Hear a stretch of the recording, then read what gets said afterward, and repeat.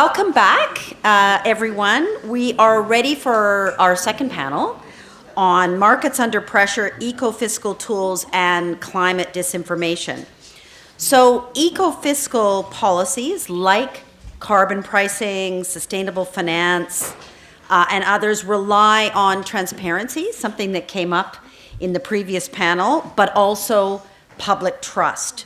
So on this panel, we are going to be investigating how disinformation campaigns are affecting those mechanisms, either through nuanced delay narratives that seed doubt about the energy transition and the potential for renewables, and what can be done to reinforce accountability and legitimacy.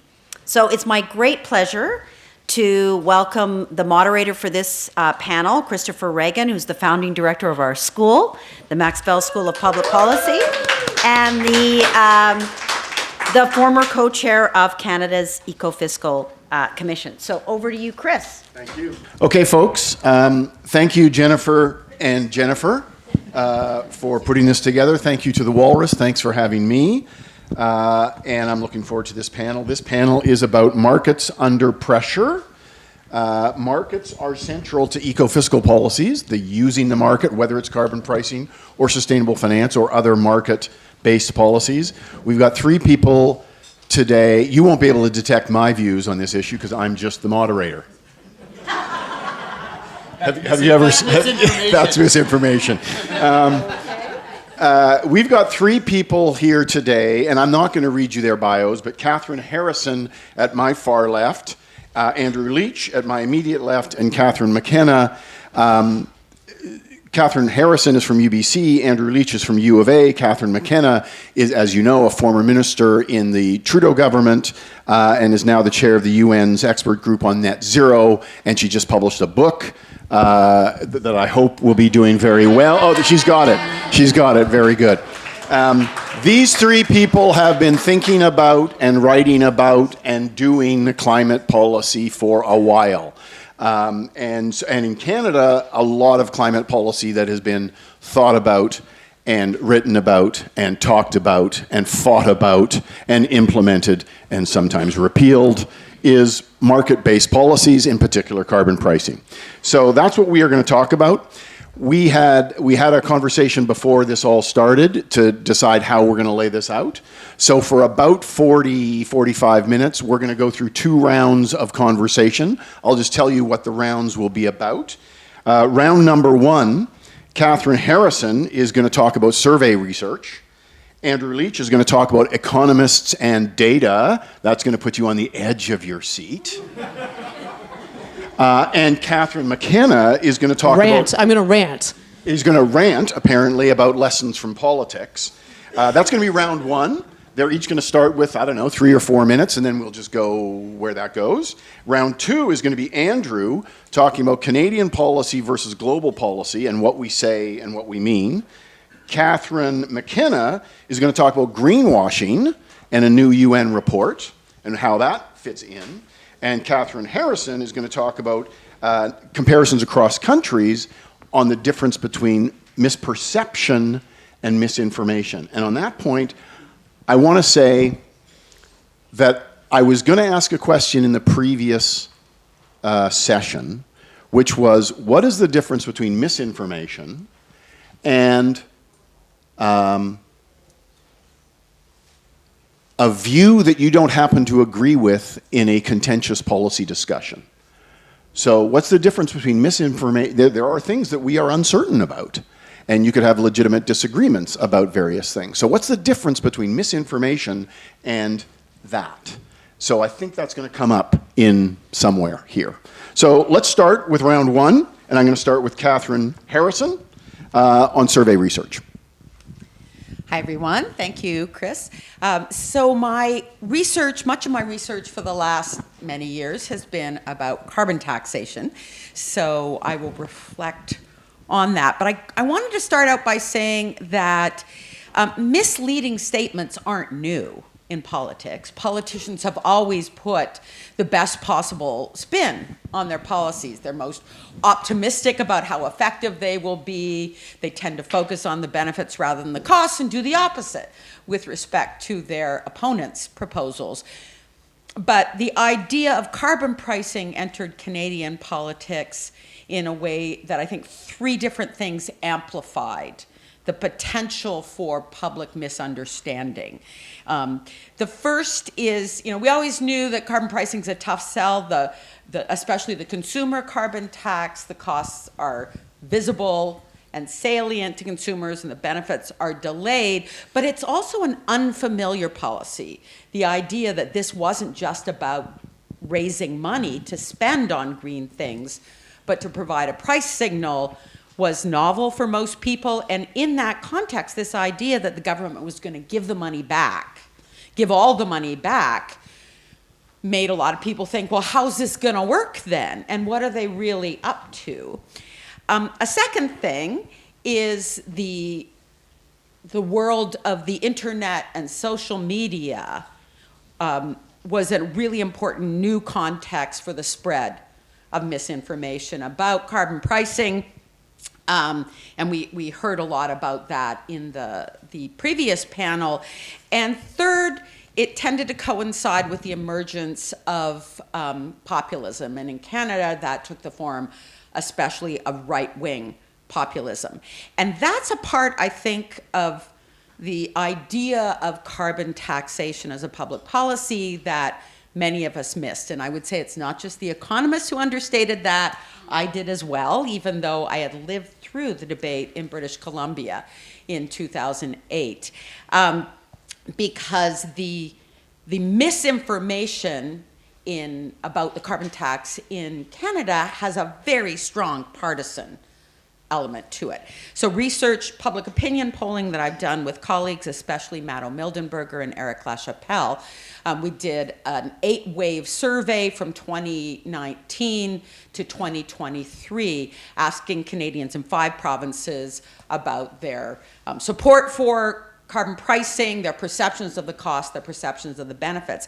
And what we found is that although the actual costs, how people heat their homes, how many cars they have, how much they drive, does have an impact on their support for the policy and the perception of cost, the single biggest thing by far that impacted both perceptions of how much people were paying and how much they were getting back in rebates is what party they had voted for in the previous election. And this is, we're used to there being big differences in policy support between conservatives and liberals. And that's there in spades. In certain provinces, liberal voters are 8 times more likely to support carbon pricing than conservative voters. But this is about perceptions of reality, facts, how much the carbon tax was actually costing one's family and how much people were getting back in rebates. We found that the conservative voters by far had the most exaggerated perception of what the costs were, and that was especially coming from their perceptions of the costs at the pump, which is the part that was politicized. They were actually, pretty on track with liberal voters when it came to costs in terms of home heating fuels. When we asked people how much they thought they were getting back in rebates, and this was in the early days when it was being delivered through the income tax system, so less visible, we found that conservatives underestimated their rebates by more than liberals, and they also resisted corrections. So what we did in our survey is we divided our sample in half in Ontario and Saskatchewan, and half of the survey respondents, we gave them a mock-up of their income tax, the form that would show exactly how much money they were getting back based on how many kids there were in the household, how many adults, where they lived, and whether it was rural. And we had a big circle around the amount, and it made no difference to public support. And what we found was the conservative voters in particular, although those that got the information adjusted how much they thought they were getting back relative to their fellow conservatives in the same province, what they also did is they were more likely to report that the policy was on balance costing them money. So if I'm getting this much back, I must be paying even more than I thought. And they were so convinced that this policy was hurting them that they resisted responding to accurate information. So there may be a partisan bias in the perceptions, but one thing I can tell you from my experience going across the country and explaining carbon pricing to anybody who wanted to have the conversation was that whether you are Conservative, NDP, Liberal, Green Party, Bloc, or the People's Party, most people thought economists were batshit crazy when I would stand up and talk about... This was not the bio we agreed you would introduce me. When I would talk about taxing with one hand, the carbon price, and a rebate with the other. So my guess is there's not a partisan bias with that. They all think we as economists are lunatic, but that's why we have people like Andrew to explain it. Okay, so Andrew's going to talk about economist data and other good things. So it all starts with the author of an economics textbook, because everyone in this country who's had a university education has probably taken an economics course and they've learned from someone, I don't know who it might have been, about something. No, just kidding. I want to think about some words that were used in the first panel. And one of the words we heard over and over again was the word know. What do we know? And how do we communicate that? And then I want to think also about what we omit from our communications. So my government in Alberta, not the current one, but back a few years, used to be really fond about talking about reducing emissions intensity. They wouldn't tell you that second part. They would just say our policy is going to reduce emissions, when what they meant was emissions intensity or per barrel. They would leave things out. And I want you to think for a minute about some of the things that you think we know and that you communicate very stridently that perhaps omit some very important information. And maybe this is going to make me the heretic in the room.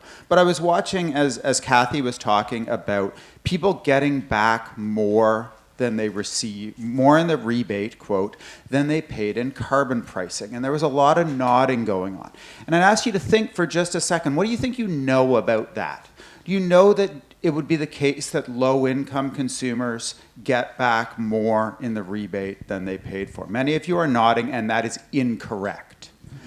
Many low-income consumers, probably about 80%, depending on where we are, will have that be the case. But there are low-income consumers who are not in that bucket, right? Every Canadian got a carbon tax rebate. There's some nodding. But if you were not in a province covered by the federal plan or initially by the Alberta plan, you did not get that rebate. So there was a lot of scolding that went on. Well, of course you get back more than you paid. Well, depending on where you are in the demographic position, and I see Nick Rivers looking up, people have done a lot of work on mapping out these distributions. But when we talked about these things as economists, and I was as guilty of this as anybody, we made broad generalizations. Now I want you to think for a second about retail. You're going to go out and buy something. You're going to buy a bike. You're going to do something. And how many bad comments, how many bad reviews, how many good reviews does it take to cancel out a bad one? An unsatisfied customer is worth how many satisfied customers? Why am I telling you that? Because the same is true for economics and data about carbon pricing. You have experts, and a lot of us in this room played this role. We were on TV, we were talking about it, and we were saying things like low-income consumers are made better off by the carbon price and rebate. Do you know what it takes to blow that entire line out of the water? It takes one person. And it takes one person that has their gas bill, and they track their expenditures on gasoline. They know how much they've paid in carbon tax, and they are dead correct that they pay more than they get back in a rebate. And they can put that in front of you, and they can say all of these experts that are telling you what to think are wrong. And the second thing I want to talk about just briefly when we think about what we omit is on the impacts of Canadian policy. And what are the lines that we omit? And let's think of the last election. And we were talking about something that happened a couple of years ago in my home province of Alberta and the Jasper wildfire. And when we were talking about climate change policies and platforms, we were saying, well, what about the Jasper wildfire? Well, what about it? There was nobody in no platform, liberal, conservative, green, NDP, bloc, whatever, was going to have a material change, was going to induce a material change in the wildfire risk in Canada in most of, not maybe my lifetime in that sense, that individual event probability, unless you omit from that conversation the following words. If we do this, and everybody else does exactly what they're pledging to do and does it on the timelines that they've pledged, we've left that out of the conversation. And I really want you to think about when you make statements. This is a conference about misinformation or disinformation. When you make statements, what are you leaving out? And does it really affect the credibility of what you're saying? And does it affect what people are hearing from you? All right. Well, so that's making me feel very good about being an economist. I got a lot to say. So, Kathryn, yes, can you turn their guns toward away from economists, and you can slam politicians now for a while if you want. I don't know, economists get. So, I mean, look, there's a lot to say, and I've got a lot to say. So, you can read my book, and I mean it. Just go to the chapter, Hard Things Are Hard, where I lay out a fair bit. So, I mean, it's almost like, where do you even start in this conversation? So I'm just going to disagree on one thing here, because the reality is communications matters. So if you want to go and say it doesn't matter what Canada does because it matters what China does, that's actually fundamentally wrong, because the Paris Agreement requires everyone to do their part. So if we're all going to go off this cliff together, I guess that's what we're going to do. So that's only one minor quibble. Look, carbon pricing. First of all, I mean, the more you complicate things, the more you complicate things. And we did win 2 elections. The first one was extremely hard. I didn't sleep at all because I was like, we're going to lose it on carbon pricing. Actually, Canadians supported parties that supported carbon pricing. We went through another election cycle where we won it there, and we won at the Supreme Court. So I do think it is important that we just not be like right now armchair quarterbacks, I'm sorry, in saying like we can't do hard things in Canada. You can also read my book and you can see Brian Mulroney figures prominently. Is there daring in the Canadian soul? By daring, it's like, should we tackle climate change, which we actually know is one of the biggest economic risks that we face, but it's also a direct risk to my children. If you have children, if your friends have children, it's a direct risk to them. It's happening right now.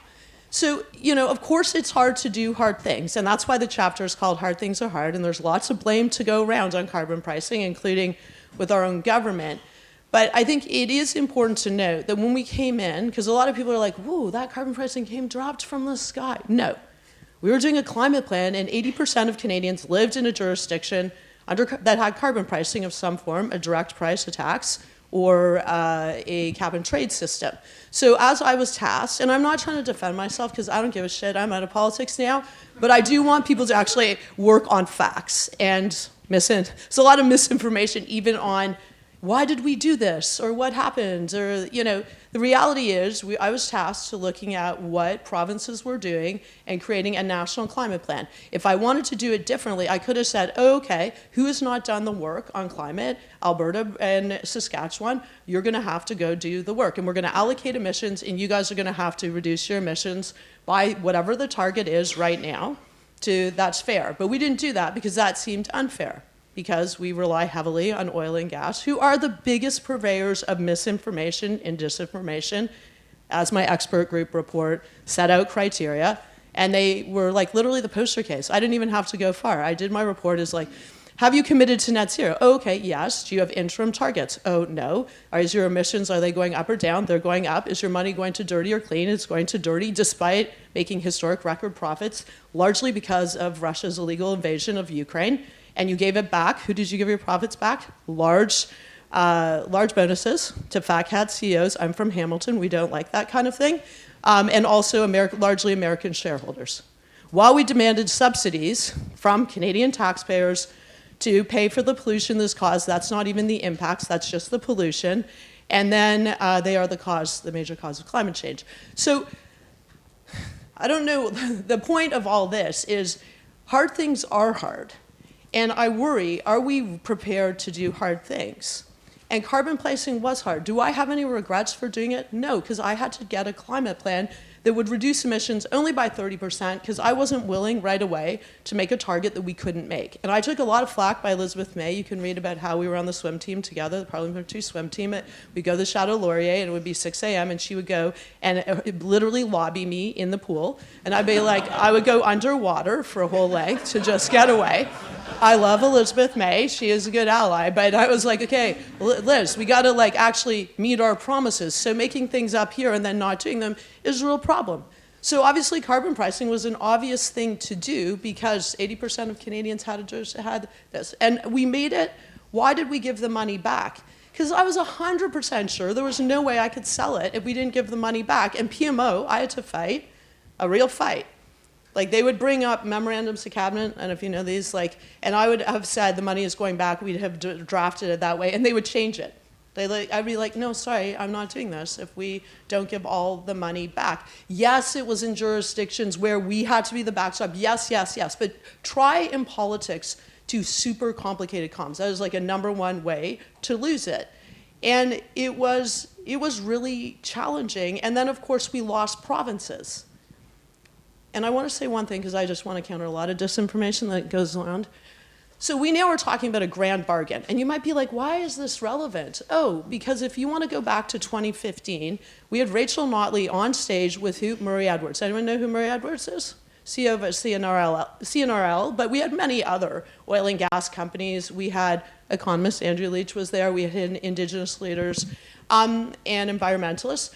And everyone had a deal. The deal was... And they all said, this is what we are doing. This is I do pinky promises with kids, so this is a promise. We're going to do this. We're going to have hard cap on emissions. We're going to have a price on pollution, not just an industrial price, which was obvious. Obviously, you should make major polluters pay. We're going to have a price across the board. We're going to have tough methane standards, and we're going to do some other things. And everyone said, yes, we are 100% on board. And then we had to do a pipeline. That was really hard. You can read Collision chapter where I was like, a climate emergency one day, pipeline the next. But I was still a believer because I felt, okay, national unity, Alberta's finally, stepping up. We need to support a government that's doing it. We lose that government, we've lost all the policies. And now the oil and gas companies who fought carbon pricing, consumer carbon pricing, because they knew that was a way to attack climate policy generally, they now are like, we shouldn't have an industrial price. They're fighting tougher methane standards, not an industrial price. I'm like, that is completely bonkers. You don't pay for the pollution you cause. I can't go throw garbage on my lawn and just leave it there, just keep on throwing garbage out the window over and over, and pump pollution out, smoke out my door. And we got a pipeline. And now everyone's like, well, wait a minute, it's so terrible, what happened? Albert, we've been screwed by the federal government. That's completely bizarre. The emissions have gone up. The amount of oil and gas there, the product has gone up in terms of how much is going out, and we're all paying the price for this at a pipeline. You can argue whether it's better or not that we get more money for the product. Alberta gets more money, but it's 500% over budget, and that's you guys, that's us paying for that while they made massive profits. So this is obviously bigger than carbon pricing, but carbon pricing doesn't exist in a vacuum. And it's really, it's hard because I'm like, okay, I'm going to go to that thing, and I'm going to go to that, I'm going to go to that. But I think the one thing that is really important is that actually people are reasonable. And Jean Chrétien said this to me. So it is reasonable to want to tackle climate change. It is reasonable that we would want polluters to pay. That is actually the most popular thing if you poll on it. Oil and gas companies should pay for the pollution they cause, and CEOs shouldn't make so much money, which isn't across the board beyond just oil and gas CEOs. So I don't know, maybe this is helpful or maybe this isn't in this conversation, but I just worry that we pick on these things, and our lesson is don't do carbon pricing, or if only you divided the comms and it was all over the place and said this.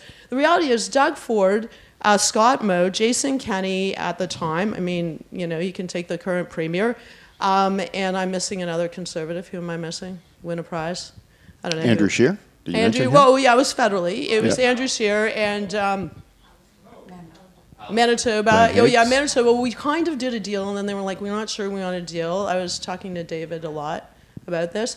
But I mean, what happened is then suddenly you had people taking tax dollars, like Doug Ford took $1 million. The Auditor General said in Ontario, whatever they're called, said that that wasn't okay. They had stickers, remember the stickers on the pump that fell off? I mean, that was quite hilarious. But like the reality is, and we did not fund any comms. I was told I could not use Canadian tax dollars, like our government money, to do comms. I was like, sorry, this is really stupid.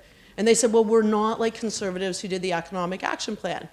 And then I'll just go through our mistakes. So I take ownership for that. We also did a rebate through the tax system. That's obviously moronic because you do your taxes, you don't even know what's going on in your taxes while you get money back. So that was useless. But CRI told us no way could they do it directly to the system. I fought, but we said no. And then COVID hit, and then we knew CRI could do anything they wanted. So then we did do quarterly installments. The parliamentary budget officer was bonkers, and he's like, yes, this is more expensive than doing nothing. I was like, sorry, what the hell are you talking about? That's not the option. And it is the cheapest form. Like, we're giving the money back. It is an affordability measure for most low income. Yes, there are some that, that's it. And then the last thing I'll say is obviously Justin Trudeau ruined it. He did. And like, this is where I really am like, hard things are hard, people. He had a podium sign that said affordability when he announced he was putting a pause on carbon pricing only on one thing, on heating oil. And so I was like, I can't even believe this because that is misinformation. Like literally doing that. And then of course Scott Moe was like, okay, I'm gonna go to jail if you don't do it on natural gas. So then there we are. And so I don't know, this is a rant, I did say it was a rant. So I give you the preface, I am now done, but I feel like we have to connect threads on climate. We do have to connect threads on climate in the economy and not pick at a scab because we will never, ever do anything. So true to form, Kathryn McKenna has been vague and unclear about her views on issues. And buy the book, there's more. So I want to give the other two a chance to respond to either each other or to those incendiary comments from Kathryn McKenna. I just want to say, when Kathryn was talking about what is reasonable, I would also add it's reasonable for all of us as consumers to pay for our pollution. And Andrew will give you some stats on how much emissions, what fraction of emissions come from ordinary people like us. And it's not a small number. Anyway, so Kathryn H. and Andrew L. Jump in and say whatever you want to say. We're still in round one, folks, but in the dying minutes. I'm actually going to support Kathryn McKenna. No. Because I think when there has been huge public misunderstanding on the consumer carbon tax, and like people have no clue about how industrial carbon pricing works, which is a different kind of problem. And I think the tendency has been to say the government didn't sell it very well, didn't communicate it clearly. And Kathryn herself has said there's things that you could have done better. But in saying that and in focusing on the failure of the government's communication, we let off the hook all the politicians who were misleading voters about the policy and willing to play fast and loose. But both things can be true. Both things can be true. Yes, they can. But what is striking is that the people who were most misled were the ones listening to the opponents. The Liberal voters and the NDP voters were strongly supportive of the policy. That actually was sustained even into 2025, although there was less support for increases. The impact of disinformation was largely concentrated, and that to me suggests that we haven't been pointing the finger at some of those who were most responsible. Okay, last word to Andrew. Well, maybe not the last word. Oh, well, snaps from Kathryn McKenna. But last word from Andrew on round one. So I could say a lot of things, but I'm going to say one. So you might have seen me being really rude here when I pull up my phone while Kathryn was talking. I was not texting my kids. I was actually bringing up my website with the National Inventory Report. Kathryn can witness this because it's sitting here. To confirm that, how many of you were nodding along when you said Alberta's emissions have gone up and oil and gas emissions have gone up? Neither of those things are true. Alberta's emissions peaked about 2013, I believe. Oil and gas emissions peaked shortly after that in Canada. Oil sands, sorry. oil sands is also flat. And part of it is just to emphasize like what happened in Alberta, right? We put in a carbon pricing regime. We modified it in the Notley government in 2015, and it caused. Are you going to hold that up? Are you going to project it? He just wants to look at it. Second graph page. But the production's way up, and indirect emissions are up. But in terms of the So are you talking about what kind of emissions? Are you talking about real emissions? the national inventory report. So you're not talking about So those emissions are- intensity? Because No, I'm not. That's not emissions intensity. Oil sands are, I mean, maybe they're Depends not on- up yeah. this year versus last year. They're up significantly. Yeah, there's the Alberta oil and gas sector. So from when you become government, it's flat. So we'll call it the Kathryn McKenna flattening of the emissions curve in Alberta. But we did do a lot of good things. Now, but one of the things I do want to pick up on is the challenge of talking about the real trade-offs of climate policy. And I wrote this. I wrote a book too. I didn't bring mine with me. But one of the things I wrote about was how we talk about things like transition. Imagine this is a book called Between Doom and Denial, and I'm waving it around.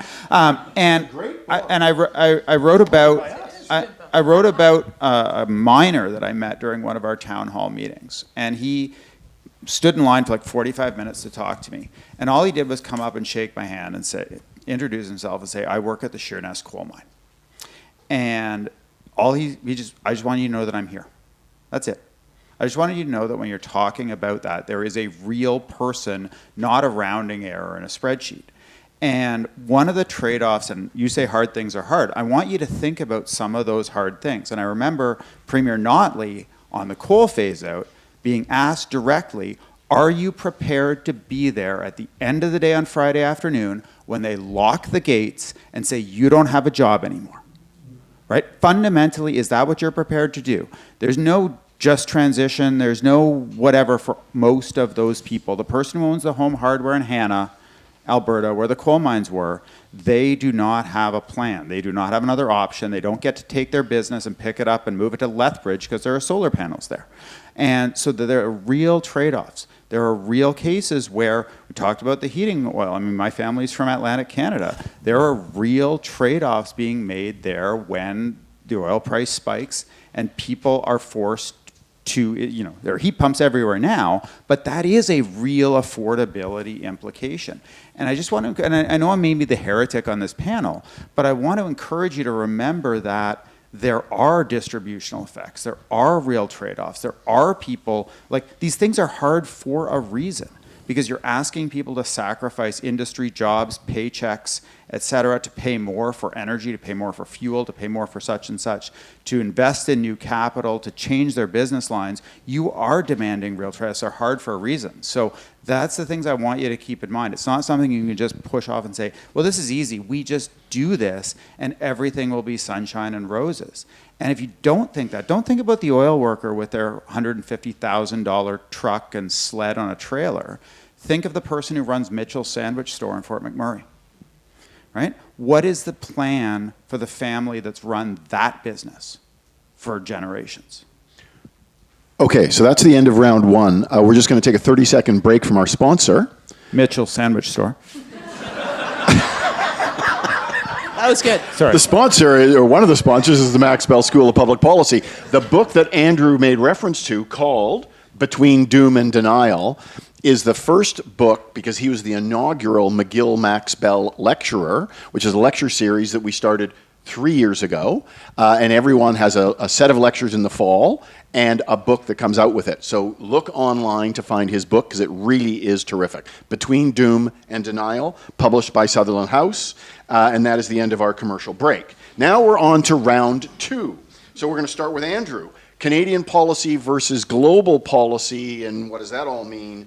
Then Kathryn McKenna on greenwashing and the new UN report, and Kathryn Harrison on national comparisons of misperception versus misinformation. Andrew, take it away. Perfect. Well, so we had a little back and forth on this already, so I don't want to spend too much time on it. I definitely don't want to be in the position of saying that Canada's actions are not important. Canada's actions are absolutely important. We're a big player at the global table. We are not able to exert any kind of influence on the parts of the world that we need action from if we're not prepared to take action ourselves. And that also holds domestically, I might add. Remember that many of the provinces that are currently advocating, Saskatchewan, for increased LNG exports, they have a lot of really cheap gas right next door. And they still can't seem to find their way out of their own coal power. So how are we exactly going to send more expensive gas much further around the world and expect other countries to get off coal? That's hard to do. So if we're doing, the things we talk about globally are really important. But we also can't get away from the math of climate change. We can't get away from the science of climate change. It's caused by global emissions. We're a small share of it. We're 800 megatons in a 50 gigaton global system per year. And these effects are very strongly separated in time. So the emissions that we reduce today have a small effect next year, and that effect compounds over time and generations. And so the trade-off that we're asking people to make in Canada is some of those real hard things in return for a small reduction. That's just math. A small reduction in global emissions, and the hope that we can lever others to do the same thing. What I think we do need to be careful of is, in the same way as when we're talking about IEA scenarios and make sure we're clear, and I know this is academic-y, but what are the underlying assumptions? What are we assuming when we say this is the impact of global policy? And are we saying, and I think we can say this sometimes, if we do this and the rest of the world does as well, this is the outcome. But you can't just omit that and not say that we're playing a game of misinformation. You can't say, if we do this, we will have this outcome globally. And that's hard, right? That's hard to admit, but that's part of what makes these policies really difficult. And I was thinking in the first panel, this is my last point, about, when we talk about climate misinformation, I was thinking back to famous climate denier James Inhofe, US Rep. And he said something to the effect of, I believed in climate change until I found out how much it cost to mitigate. And I think that's maybe some of the challenges that we are seeing right now in some of our young people is, the reality for them, when I talk to my students, climate change for them is going to be far worse than it's going to be for me. That's already locked in. You're already living that. And the return and the cost of the policy, and this was my PhD thesis years ago, the policy costs land on them, right? That is also a reality. If we're talking about foregoing economic activity, economic slowdowns, changes in locations, et cetera, those things fall on disproportionately on today's young. The benefits aren't all for them. The lion's share of the benefits are another generation separate. They're further forward in time. And that's what makes it, I'm picking up on Kathryn's chapter title, that's part of what makes it hard. We can't ignore it. Good, thank you. Kathryn. Kathryn's mad at me. No, I'm not mad at you. I find economists perplexing. I just don't get. That's why I guess I was a politician. Although I did study economics, and I was like, this reasonable man or rational man isn't a thing. So I think that there are things that you were saying that are just. You're also the problem with climate. If we all want to play this game, I can go to it too. Canada has one of the largest per capita emissions in the world. So if everyone did what we did, guess what? We'd have blown up the planet. So we can do that. I think that I never said that we can solve climate change. I don't think most people that want to do that say that it's on Canada. But Paris Agreement only works if everyone commits to doing what they've said they're going to do. And by the way, it is often cheaper. So when we talk about again, we talk on the price on pollution, we talk on the pause on heating oil and gas. I mean, as I went out and said, do you know why it's expensive heating oil in Atlantic Canada? Because of the price charged for heating oil by oil companies. That's actually largely true. Yes, you might pay some money up front, but the way it was designed, the system does give money back. But the problem is if you're gonna, this is the only problem with economists, is if I heard... Is the only problem with economics? Well, it's the biggest... Look, I'm taking it from climate. If we're going to just go after every single little thing and make everything the thing, then we'll never do anything on climate. And that's not your job, right? You're not a politician. My job as a politician was to actually bring people along. And as we've seen on the polling, actually Liberals, Greens, NDP, Bloc, people want action on climate. And the reality is if we just gave everyone a flippin' heat pump, they would actually pay less because we're getting ripped off every day. My distribution charges that are going up because of Enbridge that gets to go lobby is going to increase the price. Luckily, I have some money, so up front, I've got a new place, and I'm going off, completely off fossil fuels. It will make me the happiest person in the world, but I recognize that's, a hard choice. But I guess the thing is, like, I also don't agree. Yes, young people are facing an affordability challenge, but the reality is they are going to pay way more costs because boomers, us, have made choices.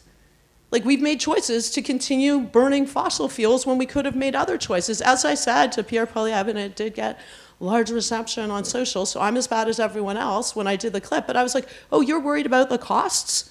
Worry about the costs of climate change that we're passing on to our kids that we're actually paying right now. 77,000 people had to be evacuated, I think, from Fort McMurray in 2015. Imagine there'd been a fire on that road. They had one route. Imagine it come there, like lots of people would have died. I don't even know how you put a cost on that. But that's not what we're talking about. We're talking about greenwashing. So back to greenwashing, I was asked by the UN Secretary General, I had no idea I'd be asked to do this, but when I left politics, totally unpaid, but it was for the UN Secretary General, and I was like, it's really important. And I had seen a lot of greenwashing during my time here in politics. So I did it, and we tried to make the report super easy to understand, because one of the biggest problems with economists, but also with environmentalists, is they talk in a way that no one has any idea what's going on. So I said, okay, we're just going to deal with this. And so I also said we have too many things. So we are going to have 10. We're either going to do three recommendations or 10. So we went to 10 because we needed to cover a fair bit of ground. But it's like basic things. If you're going to say you're net zero, and by the way, net zero is a thing. Like, if we don't remove as many emissions at a certain point as we're putting in the atmosphere, there's no hope, clearly, but we got to start reducing now. You got to have a short-term plan. No one works in long-term plans. Businesses don't work in long-term plans. You have to have a short-term plan with, targets, reducing emissions, money to clean. You can't lobby against climate policy. I decided to put that in because that is probably right now, meeting with deputy ministers, ministerial staff for a bunch of oil and gas companies. Oil and gas lobby bot, very good. Go look at it. I'm like, okay, should we have a kid who cares about climate going in at the same time? Like, maybe we should just do one for one if we can't get rid of lobbying, because lobbying doesn't include when you consult with folks on policies, so there's a lot of consultations with Pathways, one of the largest greenwashers around, to be honest. And, you have to do things. And I think this is the challenge for people in politics, but for economists, for everything. Like, you can't develop a perfect climate policy. It's impossible. And in a country like Canada, it's even harder because provinces control a lot of the emissions, plus you have politicians that come and go. I tried to work with the politicians who were there, and then they were gone. And then suddenly you had politicians who were totally against everything their own province had done. So I think that attacking greenwashing just on facts is really important, because people can get out there and say all sorts of things, often large companies, often oil and gas companies, and those who fund them, say things, and as you say, they'll do a brackets. We're going to bring down emissions, bracket intensity. I mean, that's maybe an important measure for the private sector. The planet doesn't really care about intensity, to be honest. And you can say, well, if you do intensity, we're just in a time frame that we can all do these things, but we actually need to reduce our emissions. It's just a thing. It's just a thing. We got to do that. And of course, we got to do it in a way where we care about people. We had a just transition plan. The government did not fund it enough, but we actually went out to communities and we heard people yell, and people were sad. And many people were like, actually, my kids don't want these jobs working in coal. But you're right, it's a broader system. Like, there are many things there. You got to do a bunch of things, but you got to do things. Like in climate, you just have to do things. Like, I don't know what to say. Like, if we don't hold folks accountable for saying they're net zero and they care about climate and then don't do a thing, it is really problematic because it makes us think we're doing more. It takes away accountability. It means that people then, when they find out it's not true, then they think everyone's a liar. So then there's cynicism. And by the way, the markets, which are really important, getting back to our point, markets require good information. And so if you're greenwashing, that is the opposite of good information. And I don't want even to go anyone who works on the Competition Act and is like, oh my God, these new greenwashing provisions. I am a competition lawyer, randomly, which actually come in handy in trade. But, truth in advertising is just a flippant thing. Like, that's always been a thing. So just be truthful in your advertising. Everyone's like, I can't say anything that I did on climate. I was like, I don't know if it's true, actually. You're fine. You might get sued. Anyone can get sued at any moment, but you'll be fine. And we need you to actually do this because we all need to do our part. And the one thing, just one last thing on people. Yes, we have large emissions from people, but I've now changed my ideas. I have theories of change. Beyond we got to sue oil and gas, not because they care, but for everyone that works for them, like and finances them. We need them to be scared about liability and risk. This is the tragedy of the horizon. Mark Carney talked about litigation risk. But my other theory of change is we just have to go to the big polluters, and the big polluters are very clear. And one of the biggest polluters, I don't know like your stats, like clearly oil and gas is now 30% of our emissions, so that has gone up. Clearly oil sands emissions have gone up significantly. I'm not entirely sure. I can't fight facts with facts and avoid, but I will do LinkedIn posts to clarify this. And the grand bargain that was struck that now no one's living up to it, and my kids still live up, the kids I did pinky promises, still living up to their promise. I'm still living up to my promise. Other people should just actually do what they said they were going to do and not get nice things to do what they said they were going to do before. But I think that we do need to hold the major polluters accountable because it is harder for individuals. And if 30% of our emissions are oil and gas, and they pay basically nothing anyway with the carbon, with the industrial price right now, and then they're fighting everything else, then their emissions are just going to continue to increase. And we all have to be part of this, especially the big polluters. Okay, Kathryn Harrison, and Andrew has asked for permission after Kathryn Harrison speaks to tell a story. Possibly, I'm going to skip that story. You're going to skip move that on story. to a different one. Okay. He did get the last word of the last one and the first word of this one. I didn't say he was going to give him the facts. last word. I think I'm going to take the last word. Kathryn Harrison. Okay, so this is where I admit that these two finished their books, and I'm still working on the same one. I want to endorse your book right now. I will give you a quote right now on the stage. Awesome. On the comparative politics of carbon taxes. And the reason it's taken so long is partly I'm just slow, but also that the cases kept flipping. What I want to distill from that here is that Canada has a lot to answer for, not just in our emissions, but in writing the playbook on how to fight carbon pricing. And it started in British Columbia in 2008 when a Liberal government adopted a carbon tax on both industry and households. And the New Democratic Party in BC, which was the one in opposition at the time, and just months before had called for a carbon tax at their own party convention, launched the first Axe the Tax campaign. And the messages of that campaign have since, the same ones, have resonated in other countries. It doesn't work, not true. They focused on the cost. They always called it Gordon Campbell's gas tax, and the sort of focus on the price at the pump, ignoring, and in BC, the money was returned through income tax cuts, ignoring that entirely. So misleading.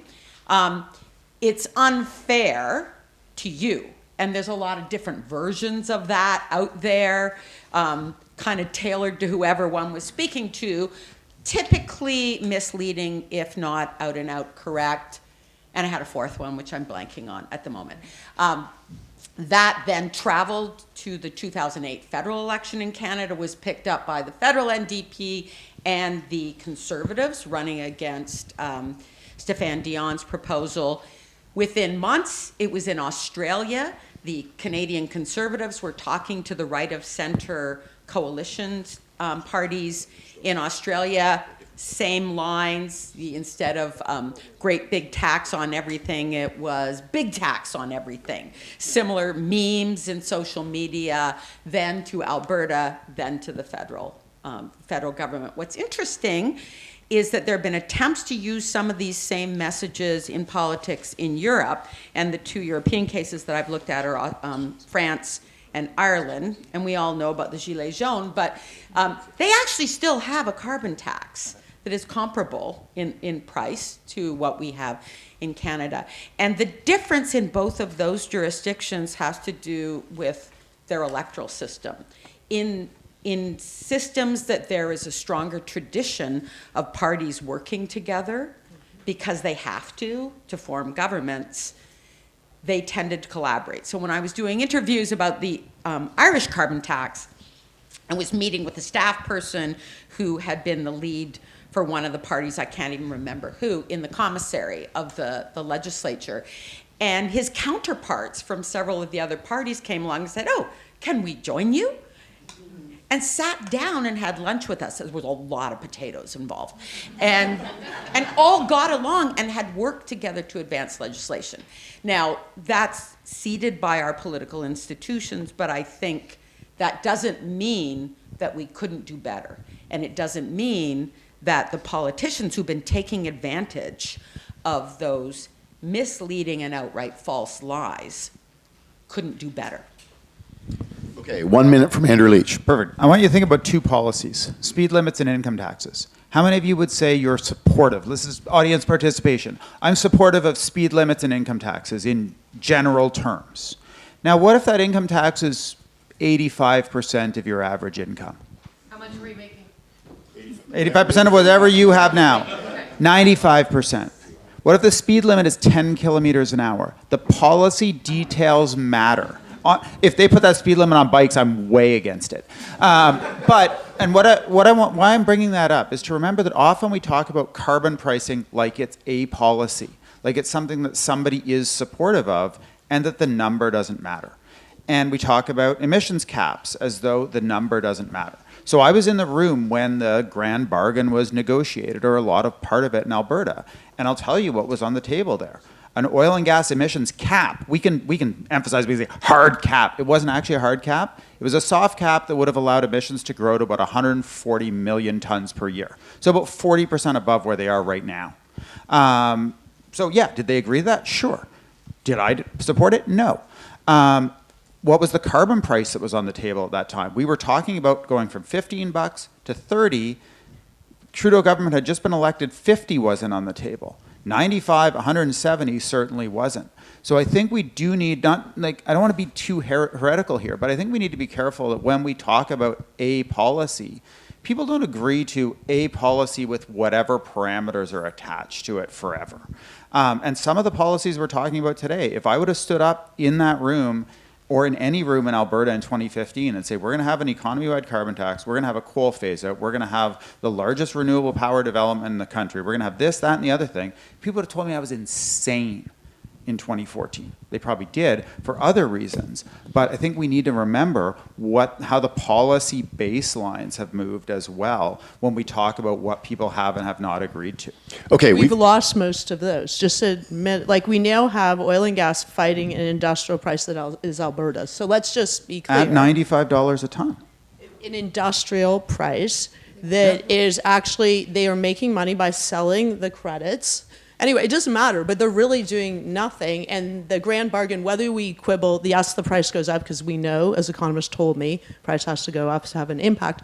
It's not there. We don't have those things. So I get it, but we now are losing a lot of our policies, and our emissions are going up, and we are very far. There's no way we can meet our target. So, Okay. losing all of our policies, or a lot of our policies. That's the end of round two. We're now going to open it up to questions from the floor. As people are lining up and thinking about what questions they want to ask, I hope that's not a massive exodus to, someplace else. Oh, it's to the microphones. Excellent. Everyone's going to the mic. That's good. So I want you to think about this, and I want to channel Kathryn McKenna's chapter title, that hard things are hard. So ask yourself, as you're thinking about what questions to ask, what is Canada's climate policy now? I'm not sure what Canada's climate policy is now. I'm not sure that the Prime Minister knows. I'm pretty sure that the Prime Minister has not explained his climate policy to the country. Maybe that's because he does not yet know what it is. The consumer carbon price is gone, and the rebate is gone. The industrial carbon price is there now. Maybe it will be reformed. Maybe it will be lost in some future bargain. Maybe the emissions cap will be lost in a future bargain. Other regulations. So whatever our new policy will be, if we have a policy, it will almost certainly be hard to communicate, and it will almost certainly generate costs in the in the short term and benefits in the long term, which make it, of course, politically challenging. So what are we going to do? Anyway, I just thought I'd throw that out. So let me go to the first person here. And please don't do what I just did in your question. Don't give us 2 minutes of your view of the world. Give us your question and only your question, please. Well, my answer to you is lobby, Chris, and my question is, if I were to start a lobby, a clean lobby, at scale today, to compete with pathways, it requires several things, and represent the interests of the clean energy sector of Canada, which currently powers 83% of our grid. Would the clean energy utility companies across our country join this lobby? Do you think that from your experience? Yes and no, or no, and why yes or why not? Is that to anybody in particular? Just to the panel. We'll make them all to the panel. Panel. Whoever wants to answer that. Are we doing multiple questions? No, we're going to do one question, one short question, and a few short responses. So who wants to say anything in response? I'll jump in really quickly. I think one of the challenges we've got is that some of those clean electricity utilities are publicly owned and don't lobby. So BC Hydro is actually pretty conservative. I've started to see some ads, but it is not a private sector company looking for opportunities to grow and make more money. That's basically what I was going to say. Most of that electricity is Crown Corp. And I mean, it's trickier because we often get hung up because, like, when you say clean, like, I'm not sure they're all clean, like Ontario, right? Like, and part of it is the grid. Like, we should have distributed, like, we can go into, like, really micro. Like, we could do things way better if we were setting this up today. It's like you're not going to have wired-in phones. You're, like, in Africa, they've leapfrogged to cell phones, but we're not there. So if you get more people off the grid, the more people like me get off the grid, the more cost gets passed on to the small number of people that are stuck on the grid. So it's a little complicated. But they're probably not going to lobby, no. Okay, thank you for the question. Next person, please. So I had a question because we've talked about like industry tax versus consumer tax. Would you like to only do industry tax with no consumer tax? And then also, if you do want consumer tax, because you were saying basically emissions do compound with time, do you want to do compounding consumer tax so your tax goes up every year by a few cents? What a great question. Does anybody here have a view on this? I know it'll surprise everyone. Okay, so Kathryn Harrison, you want to start? Sure. So consumer versus industrial, do you prefer one or the other, and do you want them rising? The consumer one's gone, and it's not going to come back. No, his question is, do you want it in the future? No. I think we've run out of time. Regulate the stuff. Ban new gas hookups. Regulate what kinds of home heating equipment can be sold. Regulate what kinds of vehicles can be sold. Like, we've run out of time for the modest signals on some of those consumer products. The industrial carbon pricing system is important, and man, it needs to be fixed. And what worries me about that one is that its complexity allows, the devil is in the details, and the people who are paying attention to the details are the big polluters who are trying to undermine that policy, and the provincial governments that are allied with them.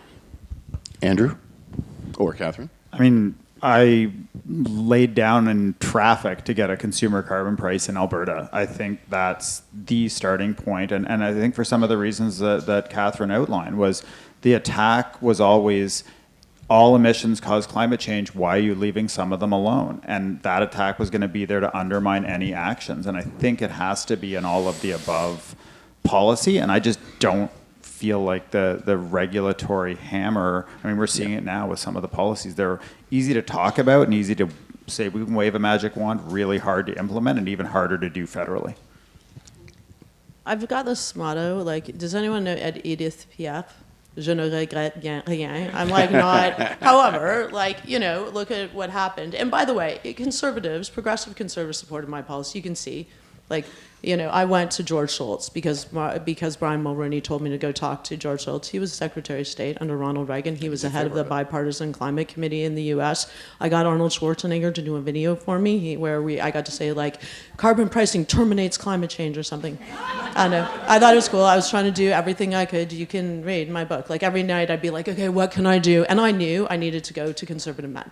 So I basically hung out with conservative men. Gordon Campbell, he's a small C conservative man, but like, you know, Jean Charest, I did that, but it was too hard.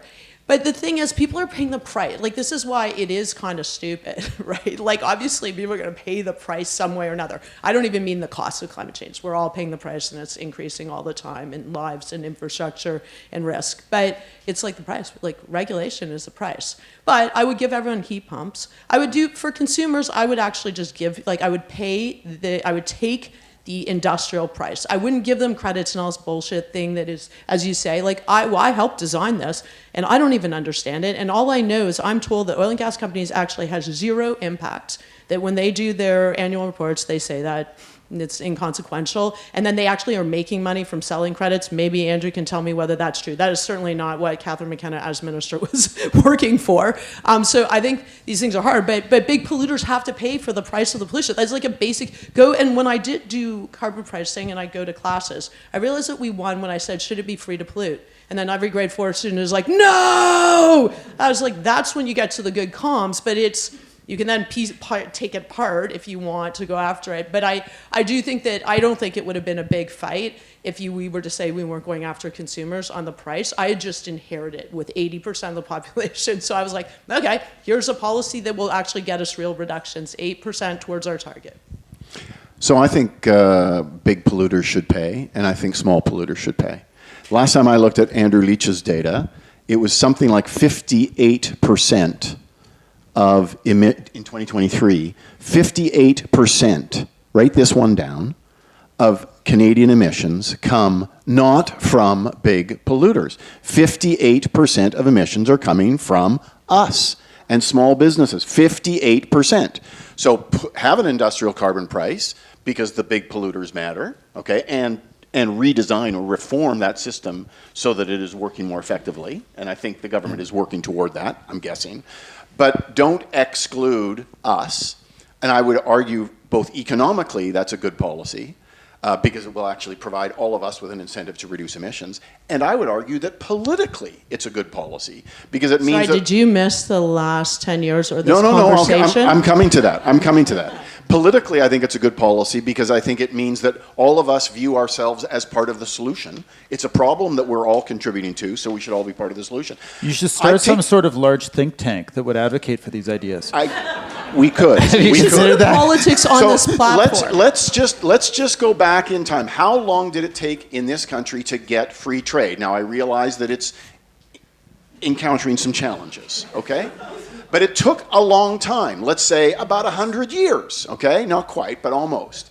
How long did it take us? In 2 years. How long did it take us to take serious action on budget deficits, which now is partly out the window? How long did it take us to make major policy reforms? We have no time. I'm sorry. I'm just like, I don't have time to fight for this. People don't have time. If you give people heat pumps, then that will help solve some of the pollution challenges. If you give get them a heat incentives, pump. You get a heat pump. Everybody gets a heat pump. I will give everyone a heat pump that is under a certain income level. I'm going to take the optimistic view that this battle isn't over yet, I guess, is my view. It takes us a long time to get big policy changes. And I'm very sorry that carbon pricing is going through the hardship that it is going through.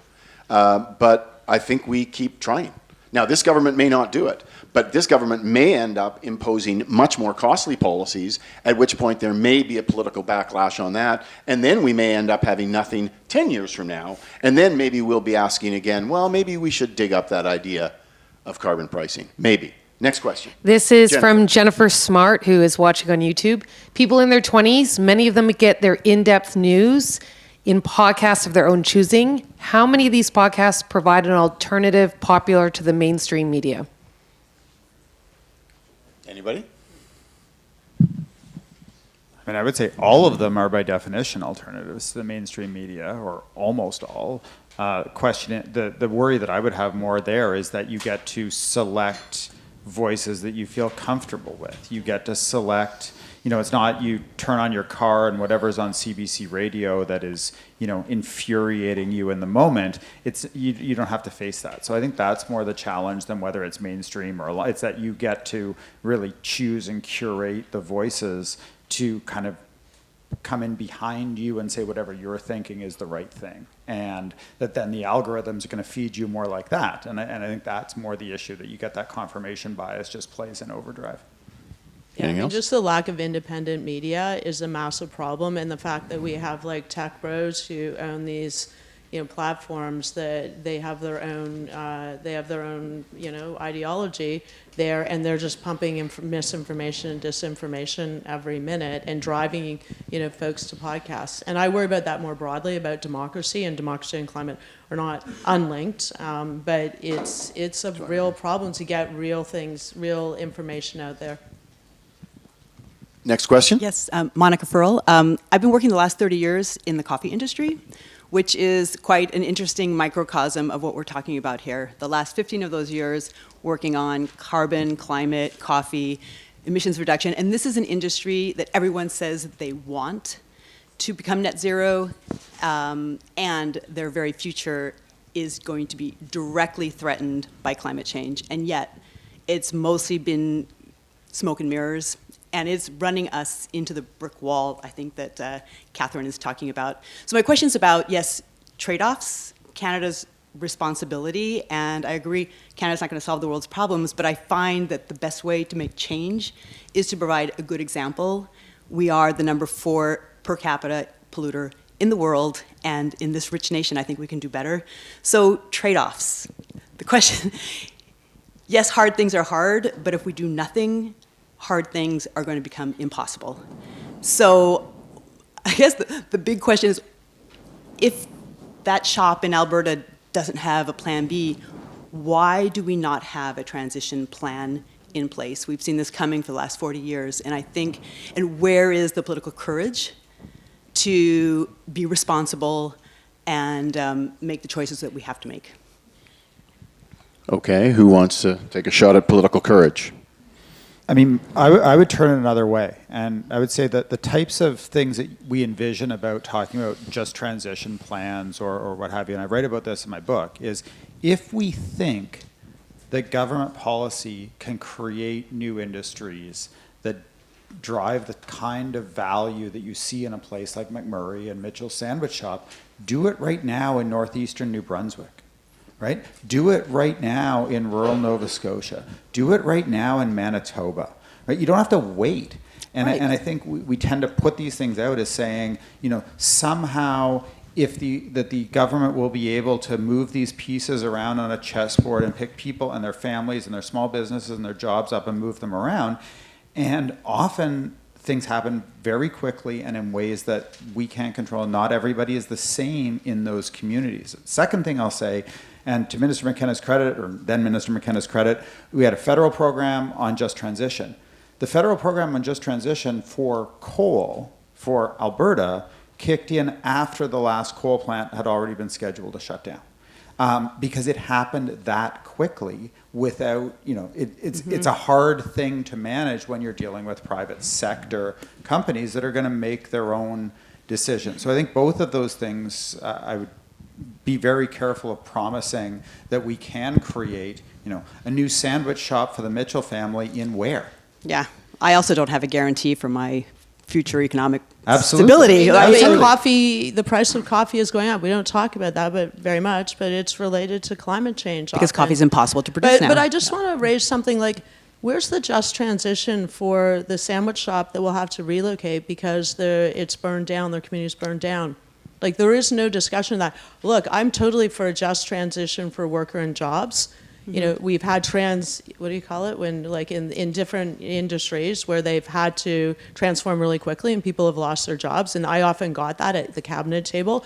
Oh, so what happened to travel agents? What happened to the cod fishers? Like, what happened to all these people where we didn't actually do it? And that's not an excuse. But, I mean, it is really hard for government to create jobs. That's just a thing. And we went to the communities. They wanted infrastructure investment. They wanted retraining, early retirement. Those are fair. But I think we totally underestimate the cost to regular people to relocate. Like we have climate refugees, as my colleague has pointed out, in Manitoba right now. Often Indigenous, often poor, so we care a lot less. And that is the future. Like, it is, in a way, we get caught in this weird thing, like these costs are future costs. These are real costs right now. The costs of insured losses have gone from, I haven't even looked recently, but it was like 400 million to over 2 billion. But I was in LA. I was brought to UCLA in January this year. We were looking at the largest insured losses ever, and everything's burning there. And by the way, people can't even get insurances, so forget about insured losses. And literally the state can't afford it, so they have to sue oil and gas companies because they are the ones responsible for it. So costs are a complicated thing, but I hear you, and I worry about the one thing that you did say is about what is our responsibility for the emissions that we're only talking about reducing our emissions in our own country. We're not talking about the emissions we export. I hear that from countries all the time when I go to the climate negotiation. I'm going to Brazil again, and I'm going to hear this again, that in Canada, we're going to not meet our target, but we're going to be like, well, maybe that's not so bad because other people pollute more. We're a massive polluter. We're a massive polluter over time. We're a massive per cap polluter. And that's going to cause people to go underwater. And then we will not put up very much money to support these countries to reduce their emissions, just adapt to climate change. So, but this is the challenge with climate. I'm just like, it's such an everything thing, and we always silo it. And I'm like, it is literally an everything. It's a national security issue. Trump is going after us because of the Arctic and because he wants our water. Look up the Columbia River Treaty. Like, I can go through everything. It's a social justice issue. And until we actually look at climate, not as one policy, which policies do matter, and I've spent a lot of time, like, money had to go back. But it's like, as a thing, I don't think we're going to be able to solve it at all. Kathryn Harrison. Political courage or leadership.